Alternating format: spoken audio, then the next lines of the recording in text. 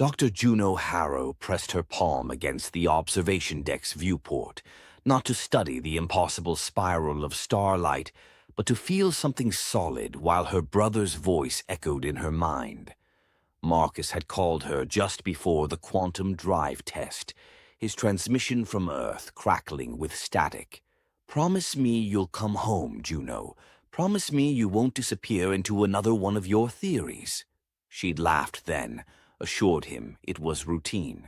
Now his words flickered between memory and prophecy, between a conversation that happened and one that never could. The condensation from her palm appeared and vanished against the glass, existing in quantum superposition like everything else aboard the Cairn.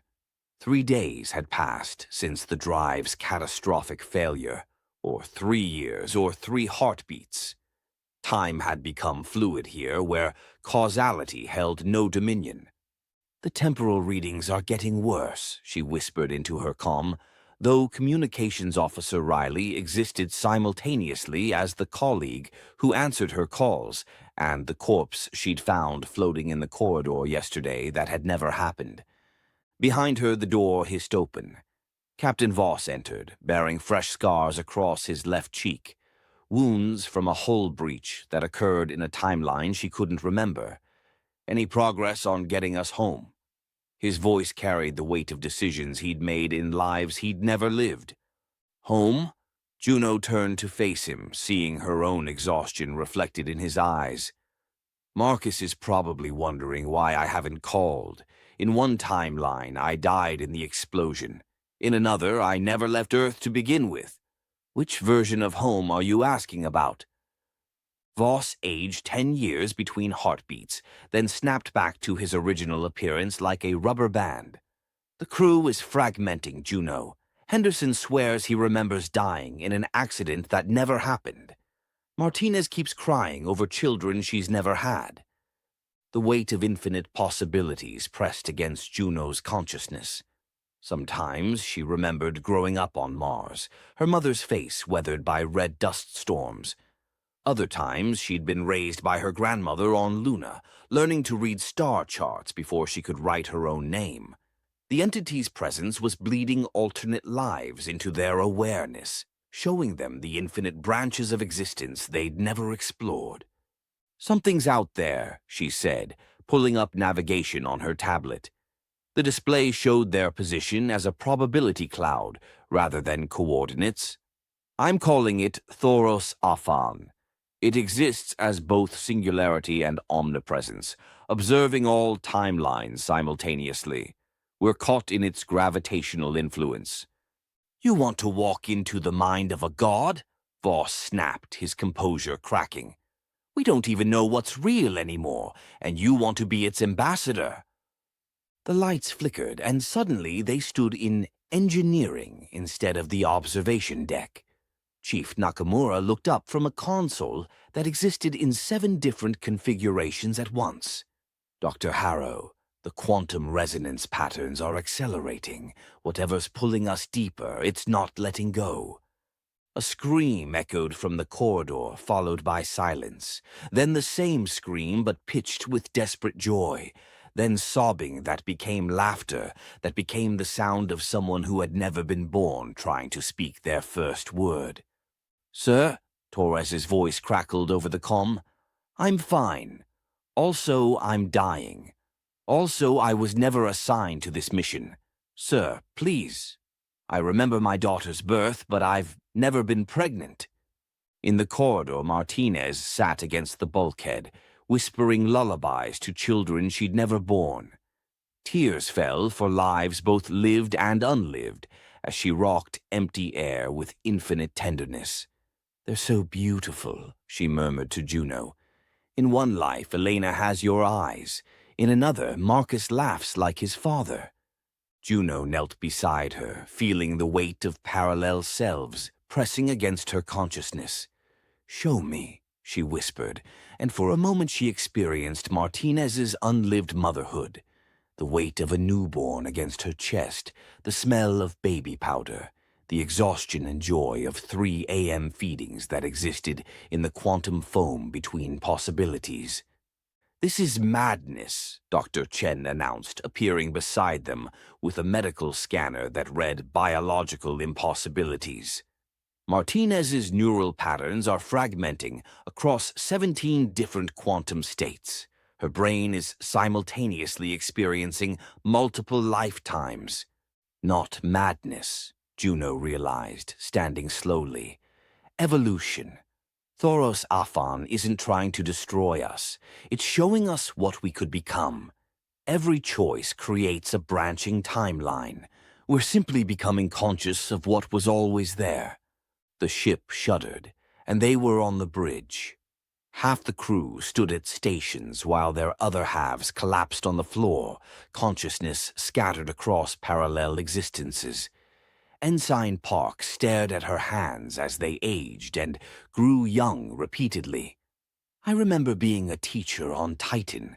I remember never leaving Earth. I remember dying as a child in a transport accident that killed my parents." "That's enough," Voss commanded, his voice echoing across multiple timelines. "We're retreating to the quantum-shielded sections. Whatever this thing is, we're not negotiating with it." "There's nowhere to retreat to," Juno said quietly. The truth settled into her bones like cold metal. "The influence is expanding. Soon the entire ship will be within the paradox field. We have hours, maybe less." She moved to the navigation console, her fingers dancing across controls that sometimes responded to thoughts she hadn't formed yet. In one timeline, she was already at the paradox field's center, merged with Thoros-Aphan's infinite awareness.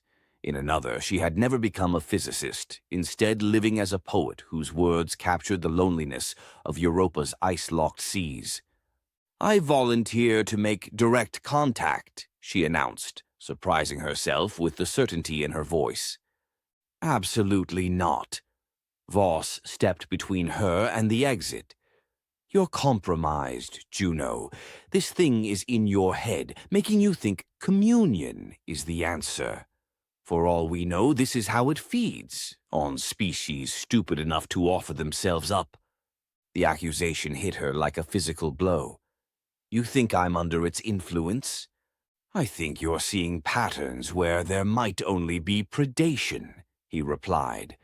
"Your brother's voice in your head, these glimpses of other lives. What if they're just bait? What if this Thoros-Aphan collects consciousness like we collect specimens?" For a moment, doubt crept in. Was her certainty about the entity's benevolence simply another form of temporal displacement? Had her desire to understand the phenomenon blinded her to its potentially hostile nature? The ship's intercom crackled with voices speaking in temporal discord. Dr. Harrow approached the entity and was consumed. Dr. Harrow approached the entity and transcended. Dr. Harrow will approach the entity and merge with infinite possibility. "Listen to them," she urged Voss. "They're not speaking prophecy. They're describing quantum superposition. All outcomes exist simultaneously until observation collapses the wave function. I have to make the choice that determines which reality we inhabit." She thought of Marcus, waiting for her call that might never come. In one timeline, she returned to Earth, changed but recognizably herself. In another, she merged so completely with Thoros-Aphan that her individual consciousness dissolved entirely. Both futures felt equally real, equally inevitable. Chief Nakamura approached them, his consciousness flickering between parallel selves. "Captain, I've analyzed the quantum signature patterns. Dr. Harrow is right. This isn't predation. It's offering us a choice between remaining trapped in single timelines or expanding into multidimensional awareness." "And if we refuse?" Dr. Chen asked, her medical scanner detecting impossible readings from every crew member. "Then we remain what we've always been," Juno replied. "Conscious beings trapped in linear time, unaware of the infinite possibilities surrounding us. But I don't think we can go back. The influence is too strong now. We either evolve or fragment completely. She made her way to the shuttle bay where the Meridian waited in various states of readiness, depending on which timeline she observed. Behind her, she heard Voss arguing with the senior staff, their voices carrying across multiple temporal threads as they debated humanity's next evolutionary step. Juno. Voss caught up with her at the shuttle door. For the first time since entering the paradox field, he existed as a single, stable presence. If this goes wrong, if you don't come back, how do I explain to your brother that I let you walk into the unknown? She touched his shoulder, feeling the solid reality of human connection. Tell him I kept my promise. I didn't disappear into theory. I found something larger than theory ever could be. The shuttle launched smoothly, its sensors immediately detecting impossible readings. Empty space that contained everything, vacuum that pulsed with conscious thought, coordinates that existed in all locations simultaneously. As she flew deeper into the paradox field, Juno felt her consciousness beginning to fragment across multiple probability states. The entity's presence grew stronger, but instead of overwhelming her, it offered gentle contact. She began to perceive time not as linear progression, but as a vast landscape that could be traversed in any direction. Past and future became meaningless concepts as she witnessed the birth and death of universes, the rise and fall of civilizations that chose transcendence or destruction when faced with the same choice now before humanity. First came sensory overload, light that existed in spectrums beyond perception, sound that conveyed meaning without words, touch that communicated across dimensional barriers. Juno's vision exploded with color and darkness simultaneously, her hearing filled with the songs of dying stars and newborn galaxies. Then recognition of shared consciousness. Thoros-Aphan wasn't separate from her. It was what she might become, what any sufficiently evolved intelligence could become when freed from the constraints of singular existence. She felt its vast loneliness, the weight of observing countless timelines while remaining forever apart from linear beings who couldn't perceive its presence. A personal flashback anchored her, sitting in her childhood bedroom on Luna, watching Earth rise over the crater rim while her grandmother told stories of the first quantum pioneers. They thought they were just studying particles, the old woman had said. They never imagined they were discovering the nature of consciousness itself. The revelation of species-wide choice flooded through her. Every intelligent species eventually reached this threshold, the point where quantum mechanics revealed consciousness as the fundamental force that collapsed probability waves into reality. Some species chose to remain bound by linear time, living and dying within single timelines. Others expanded into multidimensional awareness, becoming entities like Thoros-Aphan that existed across all possibilities simultaneously. In one thread, I see my mother's face, wrinkled with age she never lived to see, Juno whispered into the quantum foam. In another, I hear the cry of a newborn who will never breathe. You let me hold them both. Thoros-Aphan's response came not as words, but as pure understanding. It showed her humanity's path to this moment. Every quantum experiment, every theoretical breakthrough, every step toward recognizing consciousness as observer and reality as observed. The failed quantum drive had been merely the catalyst. Her species was already poised for transcendence. My crew, she managed to think coherently. What happens to them? The answer came as lived experience. She saw the Cairn approaching her position, its crew members gradually adapting to their expanded consciousness. Some, like Martinez and Henderson, had begun integrating their parallel selves naturally. Others struggled with the cognitive dissonance of remembering contradictory histories simultaneously. But she also saw darker possibilities. Crew members who couldn't adapt, their consciousness scattered across so many timelines that individual identity dissolved entirely. She witnessed the terror of existing simultaneously in infinite states without the anchor of singular self-awareness. The choice must be freely made, she realized aloud. Some will choose transcendence. Others will choose to remain human in the traditional sense. Both paths are valid. Captain Voss appeared beside her, though he remained on the bridge light hours away. Juno, we're detecting massive quantum fluctuations around your position. Your readings are unprecedented. She laughed, the sound echoing across multiple dimensions. I'm everywhere, Captain. I'm seeing all the paths we never took, all the lives we never lived. It's beautiful and terrifying and absolutely necessary. Through her expanded awareness, Juno perceived heated debate on the cairn. Dr. Chen argued that the transformation was too dangerous, that they were risking the complete dissolution of human consciousness. We've studied 3 other species that encountered similar entities, she warned. Their home worlds are empty now, not destroyed, abandoned by beings who no longer considered planetary existence meaningful. Maybe they evolved beyond the need for physical form, Nakamura countered. Maybe what we're calling abandonment was actually graduation to a higher state of existence. Or maybe they were consumed, Voss said grimly. Maybe what Juno thinks is communion is actually assimilation. How would we know the difference? The arguments echoed across parallel timelines as individual crew members made their choices. Communications Officer Riley embraced the transformation immediately, her consciousness expanding to encompass lives where she'd been a pilot, a mother, a revolutionary leader on Ganymede.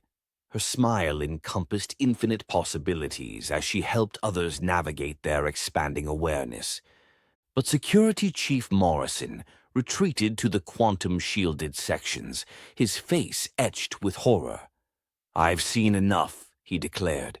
"Whatever this thing is offering, the price is too high. We'll become something inhuman." Others wavered between fascination and terror. Ensign Park spent hours in her quarters, experiencing parallel lives with wonder, while simultaneously mourning the simplicity of singular existence. "I was happy being just one person," she confided to Martinez. "All these other lives, they're beautiful, but they make this life feel less real." Juno felt their struggles as if they were her own. The shuttle began its return journey, though journey implied linear movement through space-time that no longer applied.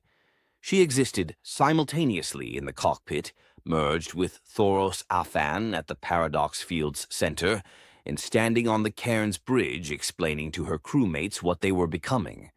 When the shuttle docked, or had docked, or would dock in probability threads yet unexplored, the person who emerged was recognizably Dr. Juno Harrow, while also being infinitely more.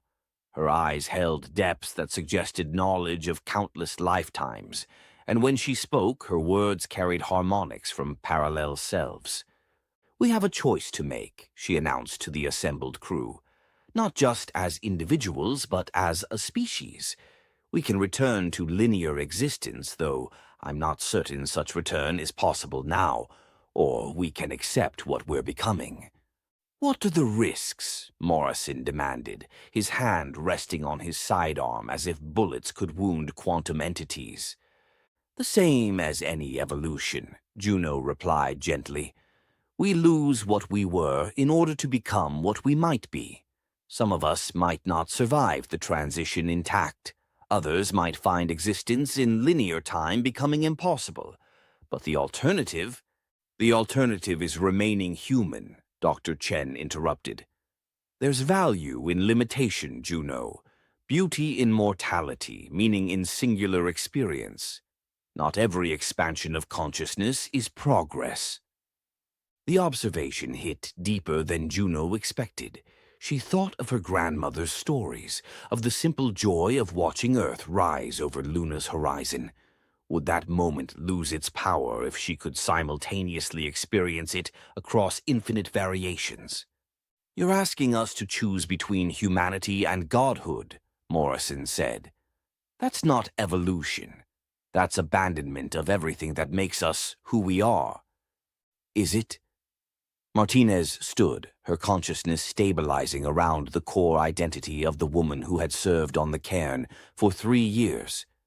"I remember lives where I had children, where I died young, where I never left Earth. But I'm still Martinez. I'm just more Martinez than I was before." The crew divided into factions. Those like Riley and Nakamura embraced the transformation, their consciousness expanding naturally to encompass parallel selves. Others, led by Morrison and Chen, retreated to the quantum-shielded sections, hoping to maintain their singular existence.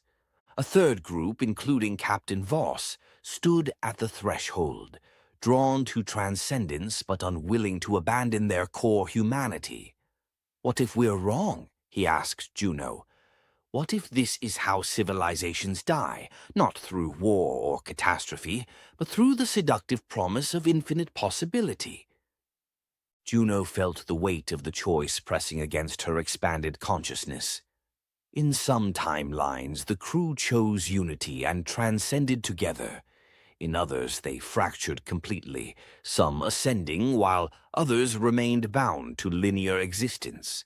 The outcomes spread before her like branches of an infinite tree, each equally valid, each carrying profound consequences for humanity's future.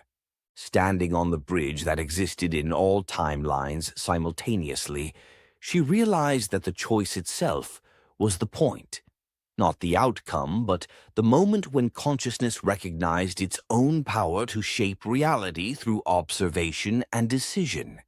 "Whatever we choose," she said finally, "we choose it freely. Thoros-Aphan offers no compulsion, only possibility. Some of us will transcend, others will remain beautifully, necessarily human. Both paths serve the universe's need for consciousness to observe and collapse probability waves into reality." As the Cairn continued its drift through paradox space, carrying its transforming crew toward futures that encompassed every possible outcome, Juno felt the profound weight and wonder of infinite choice. They were no longer simply human, but they had not ceased to be human. They had become something new, beings capable of existing across multiple realities while maintaining the core consciousness that made observation, and therefore existence itself, possible. The story continued across infinite timelines, each crew member's choice spawning new branches of possibility, new variations of humanity exploring the vast landscape of quantum consciousness that had always surrounded them, waiting patiently for evolution to make them ready to perceive it.